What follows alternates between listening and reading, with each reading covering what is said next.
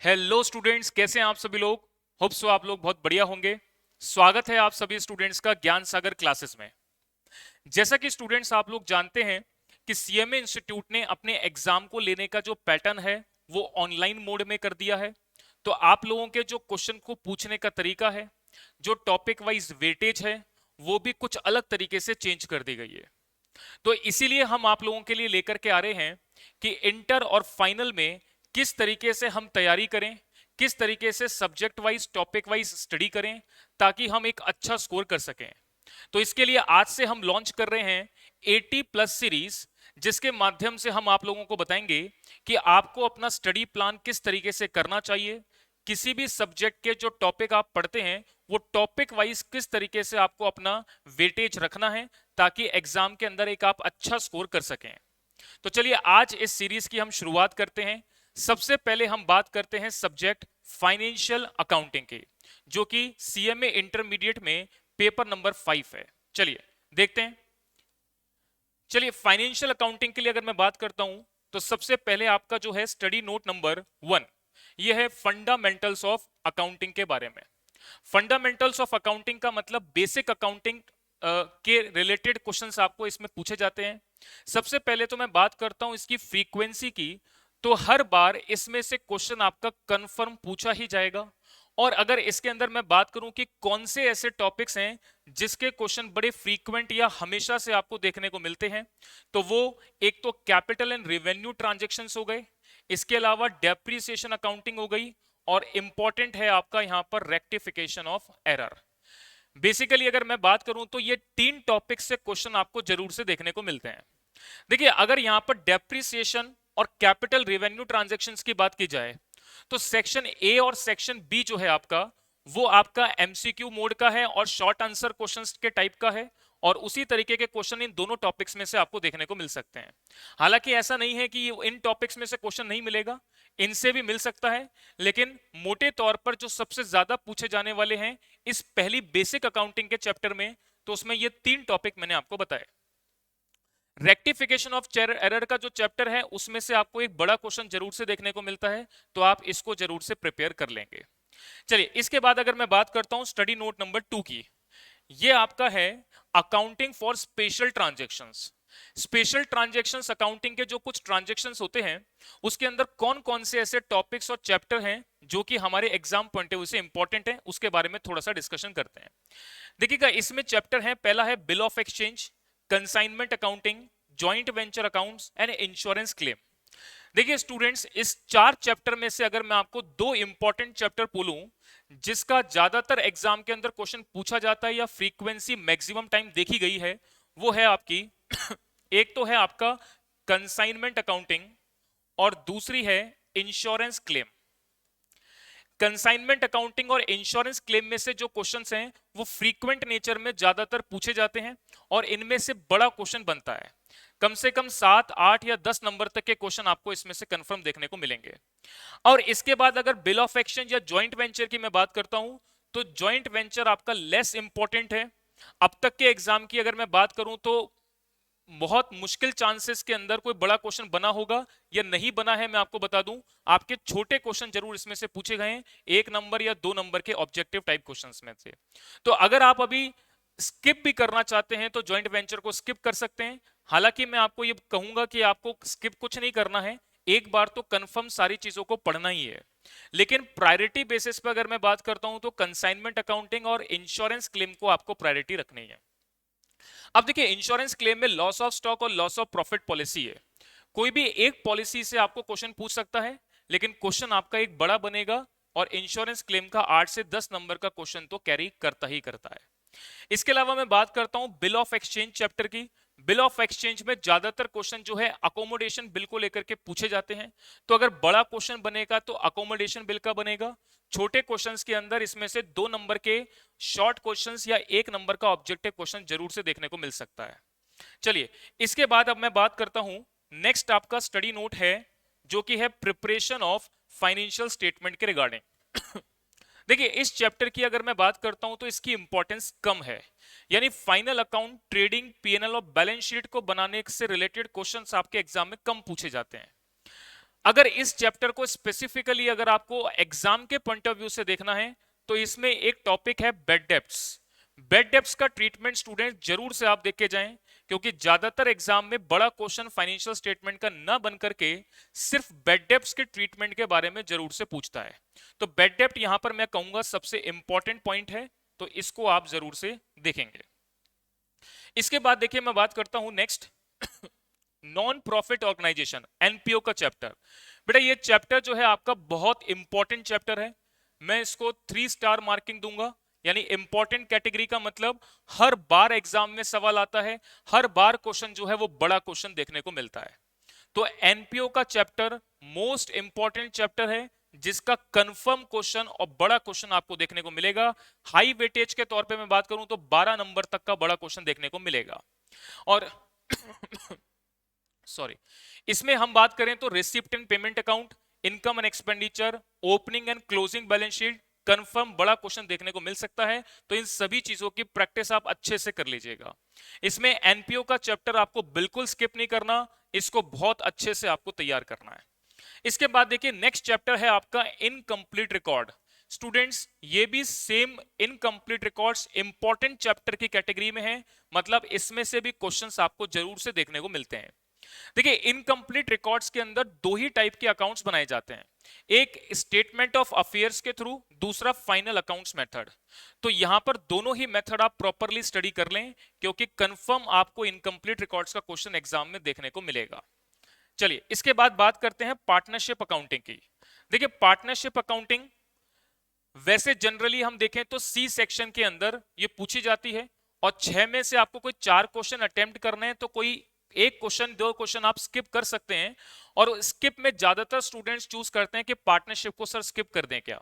तो पार्टनरशिप के अंदर मैं आपको कहूंगा स्किप नहीं करना, आप इसको पढ़ के जाएं। कई बार क्या होता है अदर क्वेश्चंस आपके कुछ हार्ड बन जाते हैं तो पार्टनरशिप अटेम्प्ट करना होता है। अगर 80 प्लस सीरीज के अंदर अगर आप मैं बात करूं 80 प्लस स्कोर अगर आपको करना है, तो जो इंपॉर्टेंट चैप्टर हैं, जो इंपॉर्टेंट टॉपिक्स हैं, जो कंफर्म आने हैं, उसको तो एटलीस्ट आपको पढ़ना ही चाहिए। मैं अगर पार्टनरशिप के लिए बात करूं तो 100% पार्टनरशिप का क्वेश्चन एग्जाम में देखने को मिलता है। हालांकि टाइम कंज्यूमिंग है, टाइम तो आपको इसमें देना ही पड़ेगा। मैं आपको कुछ पॉइंट बता देता हूं जहां से इसके क्वेश्चन देखने को मिलते हैं। वो 3 पॉइंट यहां पर आप देख लें, एक तो है एडमिशन, एक है रिटायरमेंट और एक है डेथ। डेथ या डिसोल्यूशन की मैं बात कर रहा हूं, यहां पर ये 4 पॉइंट्स को आप जरूर देखेंगे। बाकी इंसॉल्वेंसी ऑफ पार्टनर, या इसके अलावा मैं बात करूं amalgamation of firm and conversion to company, या conversion of partnership firm to company, इसको आप स्किप कर सकते हैं। इसको अगर आप नहीं भी देखते हैं तो कोई प्रॉब्लम नहीं है। लेकिन एडमिशन, रिटायरमेंट, डेथ और डिसोल्यूशन, हालांकि ये ज्यादातर स्टूडेंट 12th क्लास में भी देख लेते हैं, तो आपके लिए इसको देख के जाना कोई प्रॉब्लम वाली बात नहीं है, आसानी से आप इसको देख सकते हैं। क्वेश्चन आपको जनरल तौर पे मैं बता दूं इन्हीं टॉपिक्स में से देखने को मिलेगा। क्वेश्चन कंफर्म मिलेगा, 100% क्वेश्चन आएगा और बड़ा क्वेश्चन आपको देखने को मिलेगा। तो बिल्कुल स्किप नहीं करना, इस टॉपिक को तो आपको कंफर्म देख के जाना है। इसके बाद देखिए मैं बात करता हूं नेक्स्ट आपका टॉपिक है सेल्फ बैलेंसिंग लेजर। अगर मैं पूरे फाइनेंशियल अकाउंटिंग में बात करूं तो सबसे आसान चैप्टर है आपका सेल्फ बैलेंसिंग लेजर। इसमें स्टूडेंट्स आपको सिर्फ डेटर और क्रेडिटर का अकाउंट बनाना आना चाहिए। तो डेटर क्रेडिटर का अकाउंट बनाना आता है तो आप आसानी से इस चैप्टर को समझ सकते हैं, कोई भी समस्या इसमें नहीं है। क्वेश्चन की बात करते हैं तो कंफर्म क्वेश्चन इसमें से आपको देखने को मिलता है, और कंफर्म क्वेश्चन आपको मैं बात करूं तो करीबन आपके पास 8 नंबर का क्वेश्चन इसमें से बड़ा आपको देखने को मिल सकता है। और कंफर्म क्वेश्चन आएगा, बहुत आसान क्वेश्चन आएगा, तो इसको स्किप नहीं करना, इसको कंफर्म आपको पढ़ना है। इसके बाद बात करते हैं रॉयल्टी चैप्टर की। देखिए रॉयल्टी चैप्टर में से बड़ा क्वेश्चन बहुत कम देखने को मिलता है, और मिलता भी है तो छोटा क्वेश्चन आपको 2 नंबर या 1 नंबर के क्वेश्चंस के अंदर आपको जरूर से देखने को मिलता है। लेकिन बड़े क्वेश्चंस में इसकी फ्रीक्वेंसी कम है, तो जरूरी नहीं है आए या ना आए। लेकिन मैं एडवाइस करूं तो रॉयल्टी का चैप्टर जो है वो बहुत ही आसान चैप्टर है, तो आप इसको बहुत कम समय देकर के भी अच्छा स्कोर कर सकते हैं। इसके बाद मैं बात करता हूं तो नेक्स्ट चैप्टर है आपका hire purchase and instalment payment system.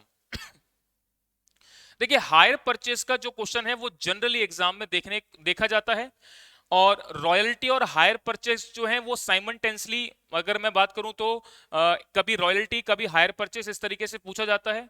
Maximum time जो है वो हायर परचेज के आने की रहती है, तो हायर परचेज को हमको वेटेज थोड़ी ज्यादा देनी है।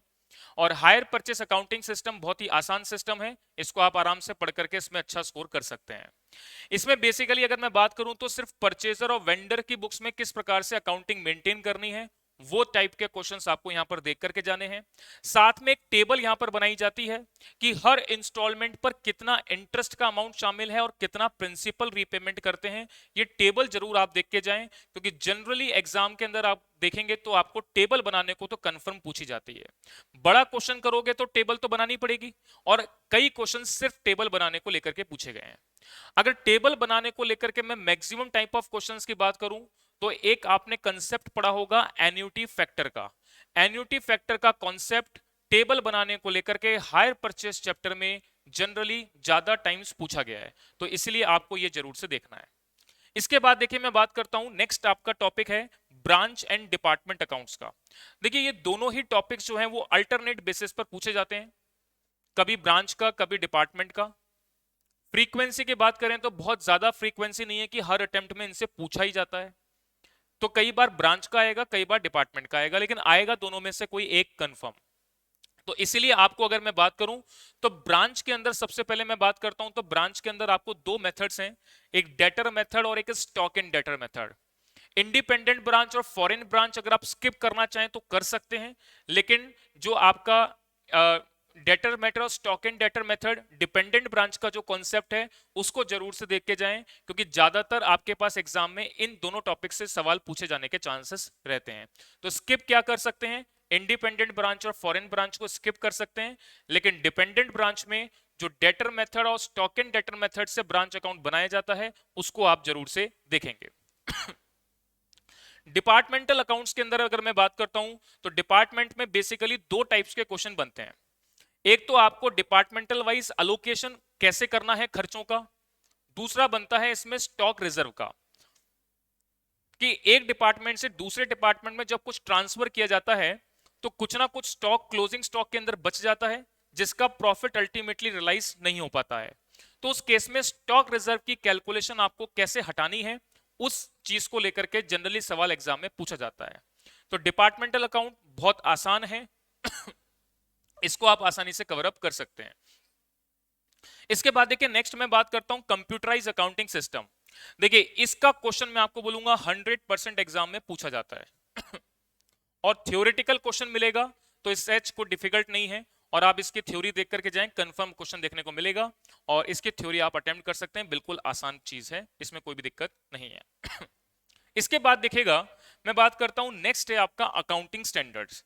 देखिए 5 अकाउंटिंग स्टैंडर्ड्स हमारे को फाइनेंशियल अकाउंटिंग के सब्जेक्ट में पढ़ने को मिलते हैं, जिसमें AS1 disclosure of accounting policies है, AS2 वैल्यूएशन ऑफ इन्वेंट्री है, AS7 कंस्ट्रक्शन कॉन्ट्रैक्ट है, AS9 रिवेन्यू रिकॉग्निशन है और AS10 आपका प्रॉपर्टी प्लान एंड इक्विपमेंट का है।